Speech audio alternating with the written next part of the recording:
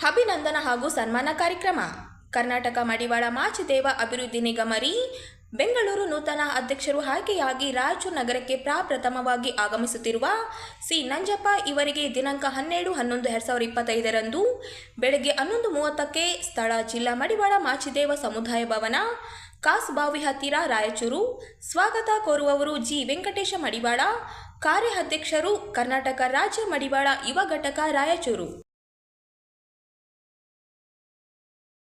ಕನ್ನಡ ಸಾಹಿತ್ಯ ಪರಿಷತ್ ರಾಯಚೂರು ಜಿಲ್ಲೆಯ ಅಧ್ಯಕ್ಷರಾದ ರಂಗಣ್ಣ ಪಾಟೀಲ್ ಅವರು ಕಳೆದ 3 ವರ್ಷಗಳಿಂದ ಯಾವುದೇ ಕನ್ನಡ ಕಾರ್ಯ ಕೈಗೊಂಡಿಲ್ಲ ಹಾಗೂ ಕಾಸಪ್ಪ ಹಣವನ್ನು ದುರುಪಯೋಗಪಡಿಸಿಕೊಂಡಿದ್ದಾರೆ ಎಂಬ ಆರೋಪದ ಹಿನ್ನೆಲೆಯಲ್ಲಿ ವಿವಿಧ ಕನ್ನಡ ಪರ ಸಂಘಟನೆಗಳ ಒಕ್ಕೂಟದ ಪದಾಧಿಕಾರಿಗಳು ಕನ್ನಡ ಭವನದ ಮುಂದೆ ರಂಗಣ್ಣ ಪಾಟೀಲ್ ವಿರುದ್ಧ ಬುಧವಾರದಂದು ಪ್ರತಿಭಟನೆ ಮಾಡಿ ಜಿಲ್ಲಾಧಿಕಾರಿಗಳಿಗೆ, ಕನ್ನಡ ಮತ್ತು ಸಾಂಸ್ಕೃತಿಕ ಇಲಾಖೆ ಅಧಿಕಾರಿಗಳಿಗೆ ಮನವಿ ಪತ್ರ ನೀಡಿದರು. ಪ್ರತಿಭಟನೆಯ ಸಂದರ್ಭದಲ್ಲಿ ಒಕ್ಕೂಟದ ಸಂಚಾಲಕರಾದ ಅಣ್ಣಪ್ಪ ಮೆಟ್ಟಿಗೌಡ ಮಾತನಾಡಿ, ಕಾಸಪ್ಪ ಜಿಲ್ಲಾ ಅಧ್ಯಕ್ಷರು ಕಳೆದ 3 ವರ್ಷಗಳಿಂದ ಕಾಸಪ್ಪ ಚಟುವಟಿಕೆಗಳಲ್ಲಿ ಸಂಪೂರ್ಣ ನಿಷ್ಠೆಯರಾಗಿದ್ದಾರೆ. ಒಂದು ಜಿಲ್ಲಾ ಸಮ್ಮೇಳನ ನಡೆದಿದ್ದು 3 ವರ್ಷಗಳಾದರೂ ಅದರ ಲೆಕ್ಕವನ್ನು ಇನ್ನೂ ತೋರಿಸಿಲ್ಲ. ಕನ್ನಡ ಭವನದ ಬಾಡಿಗೆ ಹಣದ ಲೆಕ್ಕವೂ ನೀಡಿಲ್ಲ. ವಾರ್ಷಿಕವಾಗಿ ಸರ್ಕಾರದಿಂದ ಬರುವ ಅನುದಾನದ ಹಣದ ಖರ್ಚು ವಿವರಗಳು ಸಾರ್ವಜನಿಕವಾಗಿ ಬಹಿರಂಗಪಡಿಸಲ್ಪಟ್ಟಿಲ್ಲ. ಜಿಲ್ಲೆಯಲ್ಲಿ ತಾಲೂಕು ಅಧ್ಯಕ್ಷರ ನೇಮಕದಲ್ಲಿ ಕಾಸಪ್ಪ ಬೈಲಾ ಉಲ್ಲಂಘನೆ ಮಾಡಿ ಗೊಂದಲ ಸೃಷ್ಟಿ ಮಾಡಿದ್ದಾರೆ. ಕಾಸಪ್ಪ ಹಣ ಪೋಲು ಮಾಡಿರುವ ಬಗ್ಗೆ ತನಿಖೆಯಾಗಬೇಕು ಹಾಗೂ ಕನ್ನಡ ಕಾರ್ಯ ಮಾಡದೇ ಇರುವುದರಿಂದ ಆಡಳಿತ ಅಧಿಕಾರಿಯನ್ನು ನೇಮಕ ಮಾಡಬೇಕು. ಜಿಲ್ಲಾ ಅಧ್ಯಕ್ಷರು ಹಾಕುವ ಯಾವುದೇ ಗುಡ್ಡು ಬೆದರಿಕೆಗೆ ಅಂಜುವವರಲ್ಲ. ಕನ್ನಡದ ಅಸ್ಮಿತೆಯನ್ನು ಉಳಿಸುವ ನೆಲದಲ್ಲಿ ಹುಟ್ಟಿದವರು. ನಾವು ಯಾವುದೇ ಕಾರಣಕ್ಕೂ ಹೆದರುವ ಪ್ರಮೇಯ ಇಲ್ಲ. ಕನ್ನಡ ಉಳಿಸುವ ಬೆಳೆಸುವ ಕಾರ್ಯ ಯಾವುದಿದ್ರೂ ನಾವು ಕನ್ನಡ ಹೋರಾಟಕ್ಕೆ ಸದಾ ಸಿದ್ಧ. ಇವೆಲ್ಲದರ ಬಗ್ಗೆ ಸಂಬಂಧಪಟ್ಟ ಅಧಿಕಾರಿಗಳಿಗೆ ಮನವಿ ನೀಡಲಾಗುವುದು ಎಂದು ಮೆಟ್ಟಿಗೌಡ ತಿಳಿಸಿದರು. ಸಾಹಿತ್ಯ ಪರಿಷತ್ ಅಲ್ಲುಂಡಿ ಅವರು ಈಗೇನು ನಮ್ಮ ಜಿಲ್ಲೆಯಲ್ಲಿ ನಡೆದಂಥ ಕನ್ನಡ ಸಾಹಿತ್ಯ ಜಿಲ್ಲಾ ಸಮ್ಮೇಳನದ ಲೆಕ್ಕವನ್ನು ಇವತ್ತವರೆಗೂ ಕೊಟ್ಟಿಲ್ಲ. ಕಳೆದ 3 ವರ್ಷದಿಂದ ತಾವು ಸಕ್ರಿಯವಾಗಿದ್ದಾರೆ. ಕೂಡಲೇ ಅವರು ತಮ್ಮ ರಾಜೀನಾಮೆಯನ್ನು ನೀಡಬೇಕು. ಅವರು ರಾಜೀನಾಮೆ ಯಾಕೆ ನೀಡಬೇಕು ಅಂತ ಕೇಳಿದರೆ, ಇವತ್ತು ನಮ್ಮ ಜಿಲ್ಲೆಗೆ ಬಂದಂಥ ಗಡಿನಾಡು ಕಾರ್ಯಕ್ರಮಗಳನ್ನು ತಿರಸ್ಕಾರ ಮಾಡಿದ್ದಾರೆ ಮತ್ತು ಜಿಲ್ಲೆಯಲ್ಲಿ ಕನ್ನಡ ನಾಡು ನುಡಿ ನೆಲಕ್ಕಾಗಿ ಹೋರಾಟ ಮಾಡ್ತಕ್ಕಂಥ ಯಾವ ಒಬ್ಬ ಕನ್ನಡಿಗನ್ನು ಗುರುತಿಸದೆ ಇವತ್ತು ಕನ್ನಡವನ್ನು ಅಗಲವಾಗಿ ಕೊಲೆ ಮಾಡುವಂಥ ಕೆಲಸವನ್ನು ಮಾಡ್ತಾ ಇದ್ದಾರೆ.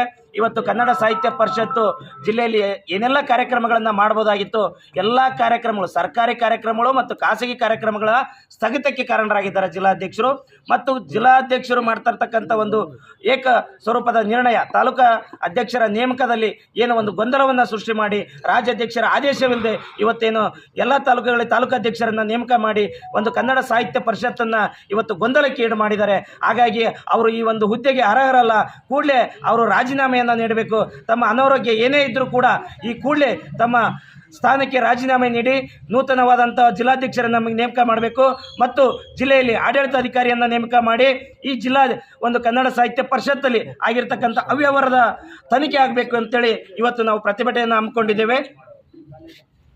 ಅಸ್ಮಿತೆಯನ್ನು ಉಳಿಸಬೇಕಾದ್ರೆ ಮುಖ್ಯವಾಗಿ ನಮ್ಮ ಗಡಿಭಾಗಗಳಲ್ಲಿ ಕನ್ನಡ ಸಾಹಿತ್ಯ ಪರಿಷತ್ತಿನ ಪಾತ್ರ ಬಹುಮುಖ್ಯವಾಗಿದೆ.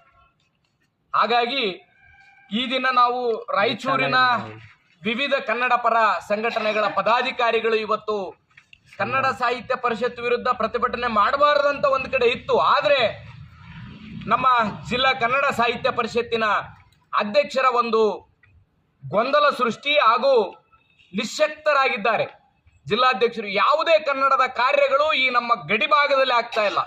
ವಿಶೇಷವಾಗಿ ಇವರು ತಾವು ಮಾಡಿದ್ದೇ ಸರಿ ಎನ್ನುವಂತಹ ಲೆಕ್ಕದಲ್ಲಿ ಒಂದು ಕಾಸಪ್ಪ ಬೈಲ ಏನಿದೆ ಅದನ್ನು ಲೆಕ್ಕಿಸದೆ ಒಂದು ಸರ್ವಾಧಿಕಾರತ್ವ ಕಾಸಪ್ಪ ಬೈಲವನ್ನು ತಿರಸ್ಕರಿಸಿ ಗೊಂದಲ ಸೃಷ್ಟಿ ಮಾಡಲೆಂದೇ ಅವರು ತಾಲೂಕಾ ಅಧ್ಯಕ್ಷರುಗಳನ್ನು ದೇವದುರ್ಗ ಹೊರತುಪಡಿಸಿ ಎಲ್ಲ ತಾಲೂಕಾ ಅಧ್ಯಕ್ಷರುಗಳನ್ನು ಏಕಾಏಕಿ ನೇಮಕ ಮಾಡಿ ಜಿಲ್ಲೆಯಲ್ಲಿ ಎಲ್ಲ ತಾಲೂಕುಗಳಲ್ಲಿ ಗೊಂದಲ ಸೃಷ್ಟಿ ಮಾಡಿ ಕನ್ನಡದ ಕಾರ್ಯಗಳನ್ನು ಇವತ್ತು ಸ್ಥಗಿತಗೊಳಿಸಿದ್ದಾರೆ. ಹಾಗೆಯೇ ಸಾರ್ವಜನಿಕರಲ್ಲೂ ಕೂಡ ಗೊಂದಲವನ್ನು ಸೃಷ್ಟಿ ಮಾಡಿರುವಂತಹ ಕಾಸಪ್ಪ ಜಿಲ್ಲಾಧ್ಯಕ್ಷ ರಂಗಣ್ಣ ಪಾಟೀಲ್ ಅವರು ಮತ್ತು 3 ವರ್ಷಗಳ ಹಿಂದೆ ಒಂದು ಜಿಲ್ಲಾ ಸಮ್ಮೇಳನ ಮಾಡಿದ್ದಾರೆ. ಆ ಜಿಲ್ಲಾ ಸಮ್ಮೇಳನ ಲಿಂಗಸೂಗೂರಿನಲ್ಲಿ ಆಗಿರೋಂಥದ್ದು ಇವತ್ತಿನವರೆಗೂ ಕೂಡ ಲೆಕ್ಕ ಇಲ್ಲ.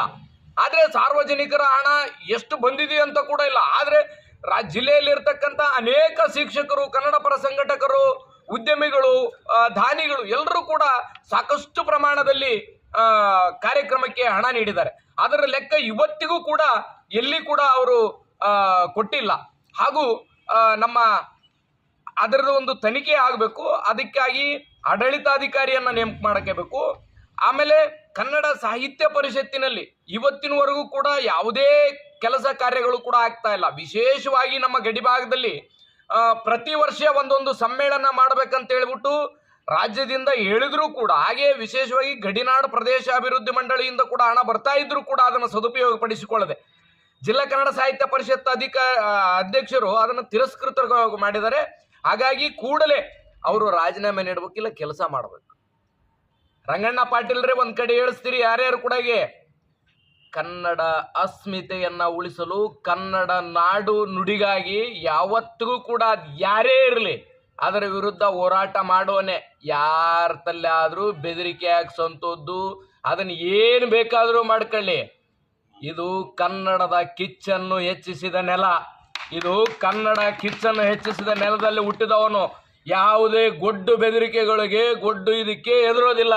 ರಂಗಣ್ಣ ಪಾಟೀಲ್ರೇ ನೆನಪಿರ್ಲಿ, ಕೆಲಸ ಮಾಡಿ, ಇಲ್ಲ ರಾಜೀನಾಮೆ ನೀಡಿ. ಕೂಡಲೇ ನಾವಿವತ್ತು ಇಲ್ಲಿ ಪ್ರತಿಭಟನೆ ಆದ ನಂತರ ಕನ್ನಡ ಮತ್ತು ಸಂಸ್ಕೃತಿ ಇಲಾಖೆ ಅಧಿಕಾರಿಗಳು ಹಾಗೂ ಜಿಲ್ಲಾಧಿಕಾರಿಗಳು ಮತ್ತು ಬೆಂಗಳೂರಿನ ಕನ್ನಡ ಸಾಹಿತ್ಯ ಪರಿಷತ್ತಿನ ಆಡಳಿತಾಧಿಕಾರಿಗಳಿಗೆ ಇವರ ವಿರುದ್ಧ ದೂರು ನೀಡ್ತಾ ಇದ್ದೀವಿ. ಕೂಡಲೇ ಆಡಳಿತಾಧಿಕಾರಿ